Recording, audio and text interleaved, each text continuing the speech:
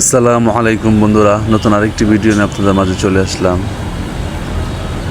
আমাদের আজকের এই ভিডিওটির মূল বিষয়বস্তু হলো, অনেকে আমাকে প্রশ্ন করেন যে আমাদের বাজিগার পাখি হাঁড়িতে প্রবেশ করে না।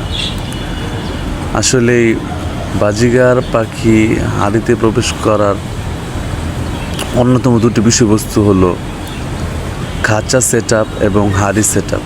আমরা এই দুটি ক্ষেত্রে অনেকেই ভুল করে থাকি। হাঁড়ি সেট আপের ক্ষেত্রে আমাদের লক্ষ্য রাখতে হবে, হাঁড়িকে অবশ্যই খাঁচার একটি কর্নারে সেট আপ করতে হবে এবং উপরিভাগে সেট আপ করতে হবে, যাতে পাখি উপরে দিয়ে পাখি উপর দিয়ে হাঁড়ির ভিতরে প্রবেশ করার কোনো ধরনের সম্ভাবনা না থাকে। এছাড়াও খাঁচা সেট আপের ক্ষেত্রে আমাদের লক্ষ্য রাখতে হবে, খাঁচাটা এমনভাবে সেট আপ করতে হবে যাতে লোকজনের আনাগোনা না থাকে, পাখি কোনো ধরনের ডিস্টার্ব ফিল না করে। এই ধরনের দুটি ক্ষেত্রে আমরা যদি নজর রাখি, তাহলে পাখি হাঁড়িতে খুব দ্রুতই প্রবেশ করবে। এছাড়াও আমাদের লক্ষ্য রাখতে হবে,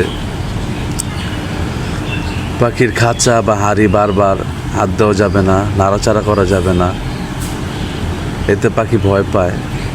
সেজন্য একটা সেট আপে অনেকদিন রাখতে হবে,